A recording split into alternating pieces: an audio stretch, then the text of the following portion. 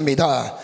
오늘은 아버지와 같은 마음이라는 제목으로 하나님의 말씀을 증거하겠습니다. 감사라는 주제로 말씀을 나누고 있는데요.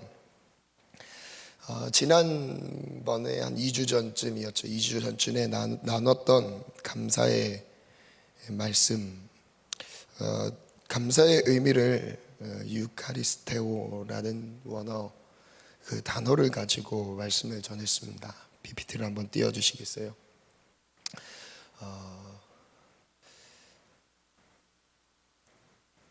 기쁜, 좋은, 그것이 은혜라는 단어와 합성어가 되어서요, 받은 은혜에 대해 기쁜 마음으로 반응하는 것이 감사다라는 것을 나눴고요. 오늘 나눈 말씀은 두 번째 감사의 의미입니다. 엑소 몰로게오라고 발음하는 이 헬라어 단어인데요, 이것은 에크 뭐뭐로부터 밖으로라는 이 단어와 동일하게 말하다, 이 단어가 같이 합쳐져서 만들어진 단어입니다. 그래서 전 이렇게 한번 정리를 해봤어요. 하나님의 뜻에 전적으로 동의하는 마음으로 고백하는 감사. 신약 성경에 보면 이 감사라는 단어가 나올 때를 보면 분명히 모든 상황에 연결되어 있어서 그 상황 가운데서 반응하길 바라시는 하나님의 마음도 담겨 있고, 그리고 또한 오늘 나눌 메시지 안에서 찾아볼 수 있는데, 하나님의 뜻에 전적으로 동의하는 마음으로 그 감사가 나오는 경우가 있었습니다. 그래서 이렇게 한번 저를 띄워주시겠어요? 한번 정리해 봤습니다. 저는 이 두 단어를 이렇게 한번 정리했는데요, 하나님의 능력을 인정할 때 감사할 수 있습니다. 어떤 상황에서도 하나님 역사하실 수 있다는 것을 인정하는 거죠. 그리고 하나님의 성품, 하나님의 마음을 느낄 때 감사할 수 있습니다. 즉 하나님이 어떤 뜻을 갖고 있는지 알게 되었을 때 그것을 그대로 말한다는 거죠. 그래서 오늘은 두 번째 감사의 의미를 중심으로 말씀을 나누겠습니다. 감사, 엑소몰로게오. 이 감사는 하나님의 마음을 아는 것에서부터 시작됩니다. 지금 읽었던 본문 예수님의 기도, 감사 기도가 나오는 장면에서 예수님께서 말씀하셨던 그 감사하나이다, 이 단어가 바로 엑소몰로게오라는 이 단어입니다.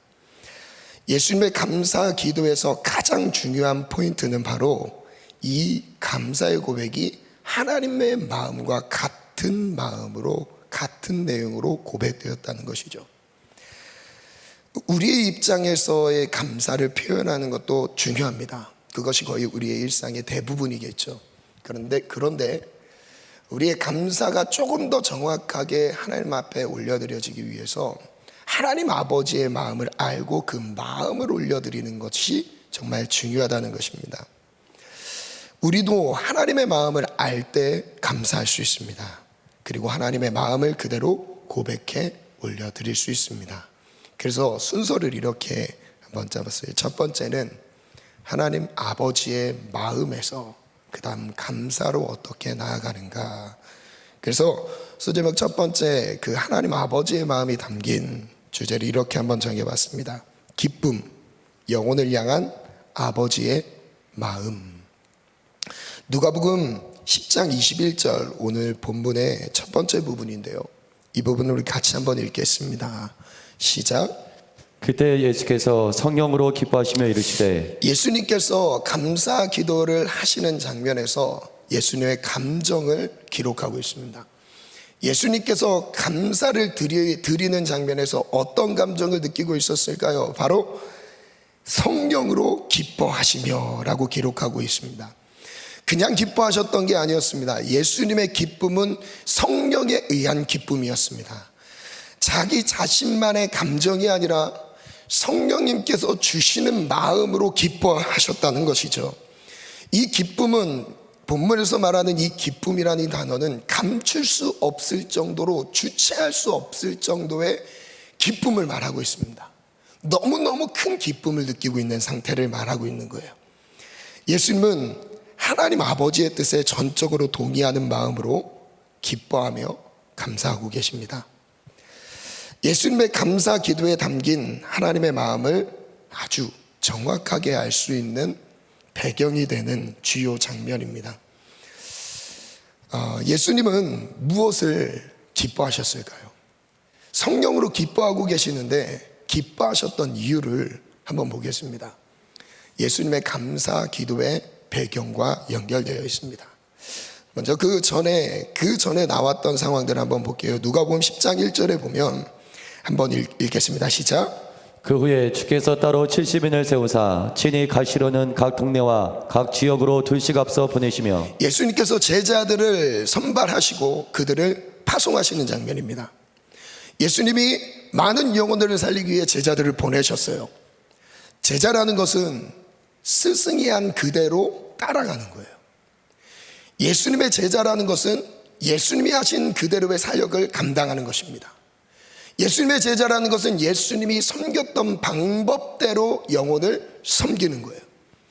예수님의 제자라는 것은 예수님이 영혼을 섬기면서 나타난 열매처럼 그 열매가 제자에게도 나타나야 되는 것입니다.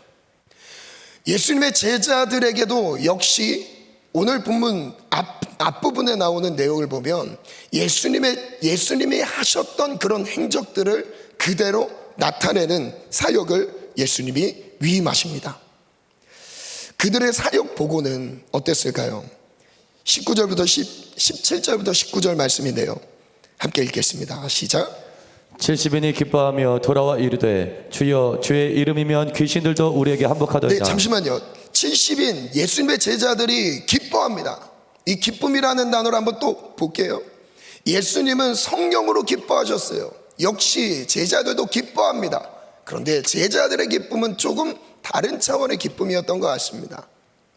예수님이 느꼈던 기쁨, 겉으로 보였을 때 기뻐하는 상황은 똑같지만 그 내면의 상태는 조금 달랐던 것 같아요. 물론 영적인 기쁨이죠. 내용 자체는 좋습니다. 70인이 기뻐합니다. 제자들이 기뻐하면서 돌아왔어요. 그리고 사역에 대한 보고를 합니다. 예수님의 이름이면 귀신들도 우리에게 항복했습니다. 기쁜 일이에요. 사역에 대해 승리했다는 거예요. 사역을 잘 감당했다는 것입니다. 예수님의 이름으로 사역을 넉넉하게 아주 예수님의 뜻을 이루어드렸다는 거예요. 그리고 18절에는 예수님도 그에 대해서 맞장구를 쳐주세요. 예수님이 말씀하십니다. 사탄이 하늘로부터 번개같이 떨어진 것을 내가 봤다. 그리고 19절 같이 한번 읽겠습니다. 시작. 내가 너에게 뱀과 정갈을 밟으며 원수의 모든 능력을 제어할 권능을 주었으니 너희를 해칠 자가 결코 없으리라.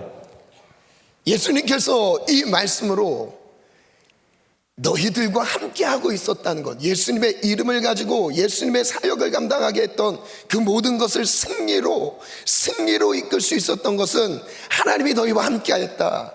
그것을 체험했던 거예요. 정말 기쁜 일이었죠. 우리의 사역 속에도 이런 일들이 많이 나타나기를 축복합니다.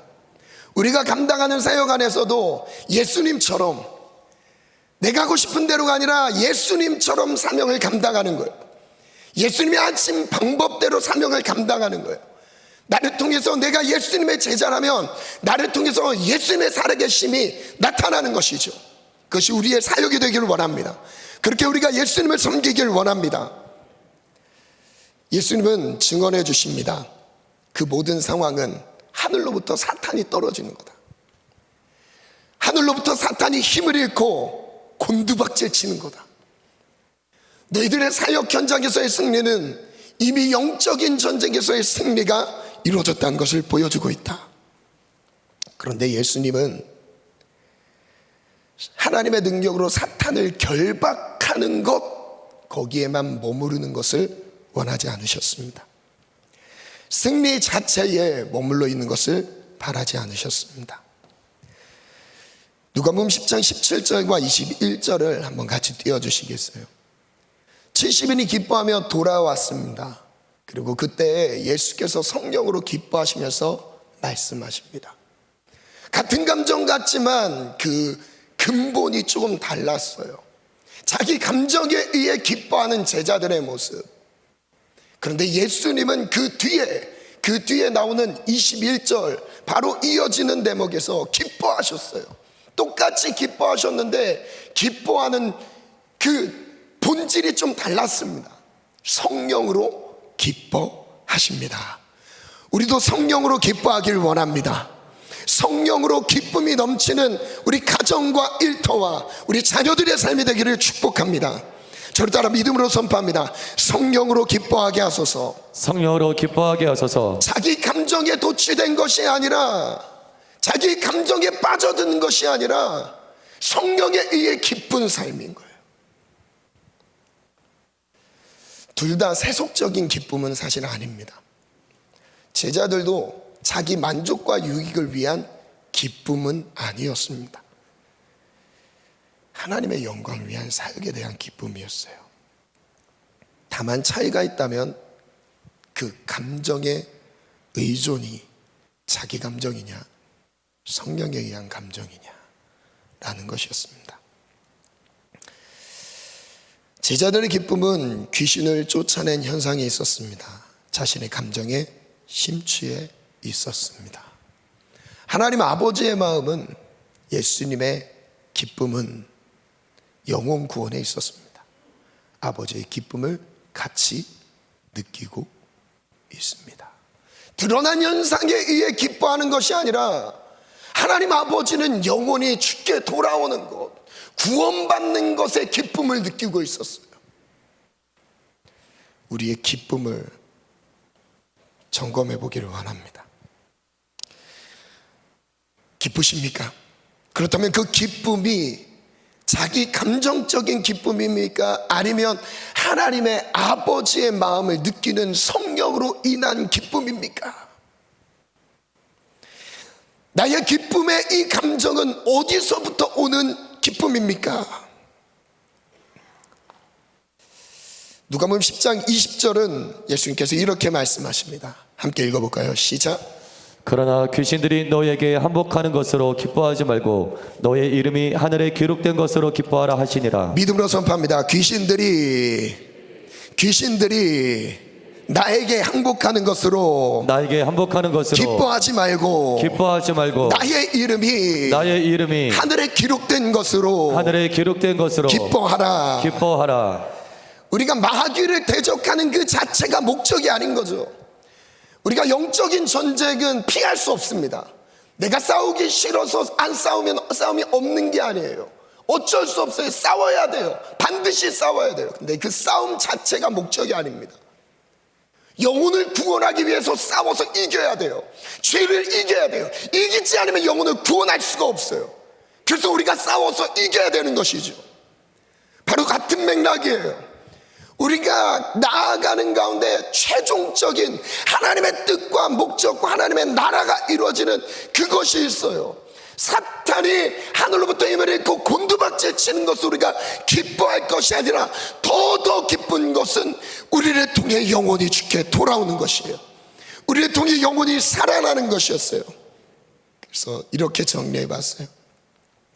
귀신들이 항복하는 것으로 기뻐하지 말라. 귀신을 쫓아내는 것, 사탄을 박멸하는 것은 목적이 아닙니다. 비본질적인 것을 바라보지 말라는 것입니다. 하나님의 마음은 귀신들이 항복하는 것에 있지 않습니다. 이렇게도 생각해 봤습니다. 귀신을 쫓아내서 그 안에서 승리를 거둬서 기뻐하는 것, 그것이 우리의 삶의 어떤 부분으로도 적용할 수 있을까요? 하나님의 은혜로 축복된 삶을 살아가는 것 역시 마찬가지겠죠. 하나님의 은혜로 능력으로 삶이 윤택해지는 거예요. 기름진 거예요. 그것도 기쁜 이유가 될 수 있어요. 그런데 그것으로 기뻐하지 말래요. 무엇으로 기뻐하래요? 영혼 구원입니다. 우리가 진짜 기뻐하고 감사해야 될 이유는 나의 영혼을 구원하신 예수님의 십자가의 은혜를 기뻐하는 거예요. 그 다음 또 읽어보겠습니다. 너희 이름이 하늘에 기록된 것으로 기뻐하라. 하늘에 이름이 기록되었다는 것은 구원을 이룬 것입니다. 여기에 하나님 아버지의 마음이 있습니다. 어디에 하나님 아버지의 마음이 있다고요? 영적 전쟁의 승리의 현장이 아니라 영혼 구원이 이루어진 그 열매, 여기에 하나님 아버지의 마음이 있는 거예요. 영혼이 구원을 받는 것에 하나님 아버지의 마음이 있습니다. 나는 무엇을 기뻐하고 있습니까? 하나님 아버지께서 영혼을 기뻐하시는데 다른 지엽적인 것에 혹시 기뻐하고 있지는 않습니까? 하나님 아버지는 영혼 구원에 기뻐하고 계세요. 그런데 우리는 그 외 부수적인 것에 집중하면서 혹시 기뻐하고 있지는 않으십니까? 영혼 구원을 정말 기뻐하십니까? 누가복음 15장에 보면 영혼 구원에 대한 세 가지 비유를 예수님이 말씀하셨어요. 근데 이 세 가지 비유 안에 동일하게 하나님 아버지의 마음이 담겨 있습니다. 첫 번째, 잃은 양을 찾는 목자의 비유에서는요, 15장 7절 말씀 한번 읽어볼까요? 시작. 내가 너에게 이르노니 이와 같이 죄인 한 사람이 회개하면 하늘에서는 회개할 것 없는 의인 99으로 말미암아 기뻐하는 것보다 더하리라. 무슨 단어가 나요? 기쁨이라는 단어가 나와요. 하나님 아버지께서 기뻐하신대요. 회개할 때 기뻐하신다. 두 번째 비유인데요, 잃은 드라크마를 찾은 여인의 비유, 15장 10절이에요. 내가 너에게 이르노니 이와 같이 죄인 한 사람이 회개하면, 똑같이 회개를 말씀하고 계시죠. 하나님의 사자들 앞에 기쁨이 되느니라. 기쁨이라는 감정이 똑같이 이어나. 잃은 아들을 되찾은 아버지의 비유를 보겠습니다. 32절 볼게요.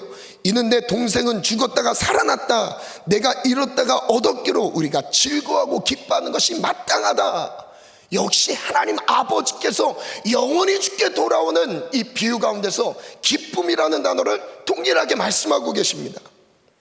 회개하는 것은 기쁨입니다. 죄에서 돌이키는 것은 하나님 아버지의 기쁨이에요.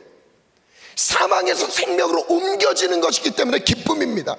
하나님의 능력을 체험하는 것은 기쁨이 아니에요. 그 능력을 통해 영혼이 살아나는 것이 기쁨인 거예요. 아멘.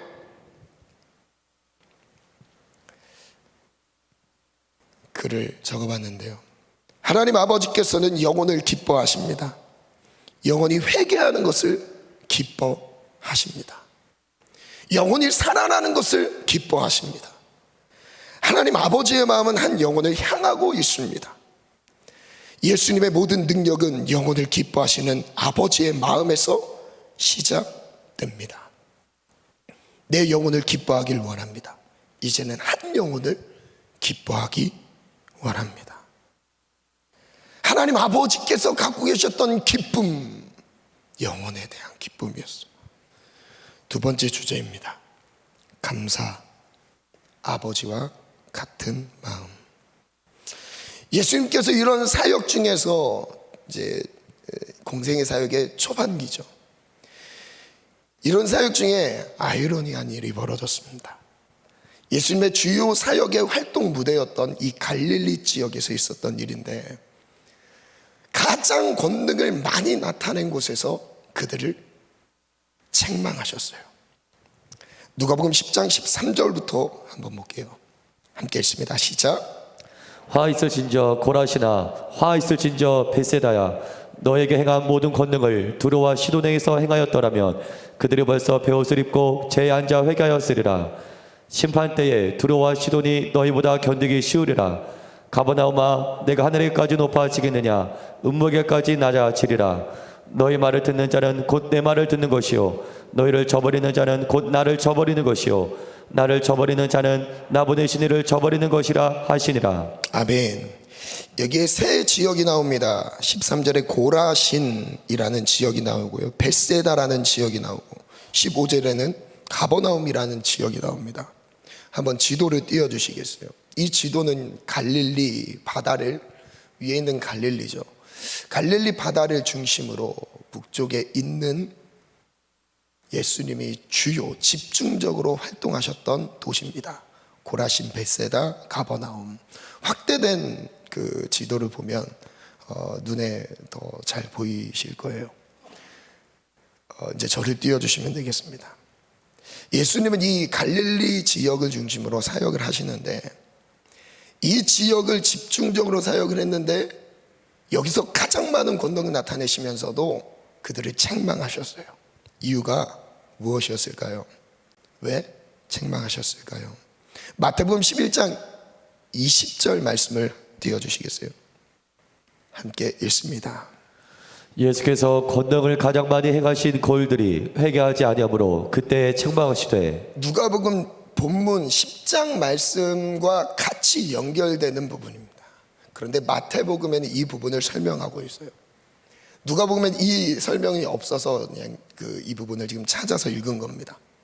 예수님께서 고라신을, 벳세다를, 가버나움을 책망하셨던 이유는 권능을 많이 행했는데, 나타냈는데 회개하지 않았던 거예요. 하나님의 능력을 정말 많이 체험했는데 죄에서 돌이키지 않았던 거예요. 하나님이 싫어하는 그 죄악에서 그 죄악을 정리하지 않았던 겁니다. 여러분, 지금 우리의 삶의 주님이 말씀하고 계신 거예요. 하나님의 능력을 체험하는 게 중요한 것이 아니라 지금 회개해서 하나님의 품 안으로 돌아오는 게 중요한 거였어요. 하나님의 능력을 체험하는 것이 구원을 말하는 것이 아닙니다. 하나님의 능력을 체험한 것이 내 영혼이 구원받았다는 것을 말하는 게 아니에요. 하나님의 능력은 영혼 구원을 위한 도구일 뿐이지, 결론, 그 열매는 영혼이 구원을 받는 거예요. 그런데 그게 없었던 거예요. 능력은 많이 체험했는데 죄에서 돌이키지 않았습니다. 그럴 수 있을까요? 그럴 수 있습니다. 우리 자녀들, 우리 가정, 하나님의 능력으로 많은 은혜를 체험할 수 있어요. 죄에서 돌이키지 않을 수 있을까요? 그럴 수 있다니까요. 예수님께서 갈릴리 지역을 책망하셨던 벳세다야, 가버나움아, 고라지나, 그들에게 정말 책망하시면서 돌이키길 바라시면서 많은 이적을 나타내시는데 돌이키지 않는 거예요. 예수님은 영혼 구원을 위해 권능을 나타내셨습니다. 권능을 체험하면서 자신의 영혼도 구원하실 수 있는 능력을 인정하길 원하셨습니다. 귀신을 쫓아내고 사탄을 결박시키는 것이 우리의 인생의 목적이 될 수 없습니다. 사탄을 정복하는 것은 영혼 구원을 위해 필요한 과정일 뿐입니다. 과정일 뿐입니다. 하나님의 마음은 거기에 있는 게 아니라는 거죠. 우리의 목적은 사탄을 멸하면서 사탄에게 매여있던 영혼들을 구원하여 하나님의 자녀로 살아가게 하는 거예요. 회개케 하는 거예요. 이게 예수께서 이 땅에 오신 목적은 회개케 하기 위해 오셨다고 하셨어요. 죄인을 불러 회개케 하기 위해 왔다. 갈릴리 지역에 대한 책망은 이와 같습니다. 띄워주시겠어요? 하나님, 함께 읽습니다. 시작. 하나님의 능력을 삶 속에서 가장 많이 체험했는데 회개하지 않은 상황입니다. 하나님의 은혜로 엄청난 삶의 유익을 누리고 있는데 회개하지 않은 상황입니다. 혹시 우리의 상황 아닙니까? 정말 많은 것을 누리고 있는데 하나님이 싫어하는 그 죄에서 돌아서지 않는 영적인 우리의 상황. 우리의 마음은 괜찮습니까? 정말 괜찮습니까? 우리의 마음에 하나님 아버지의 마음이 있기를 원합니다. 은혜를 받았다는 것은 감동을 받았다는 게 아니에요. 은혜를 받았다는 것은 삶이 변화되었다는 거예요. 죄악으로 치닫던 삶을 멈추고 하나님께서 원하시는 하나님 아버지의 마음이 있는 것으로 삶을 바꾸는 거예요. 삶의 목적과 마음이 있던 것이 육신적인 것이었었는데 이것이 바뀌어서 하나님의 마음 있는 영혼에게 두는 것이에요. 정말 영혼을 기뻐하고 계십니까? 내가 전하는 복음을 듣고 주께 돌아오는 영혼들이 있습니까? 내가 만난 예수님의 소식을 듣고 전해 듣고 죄악된 삶을 정리하고 하나님의 뜻으로 삶을 돌이키는 영혼들이 있습니까?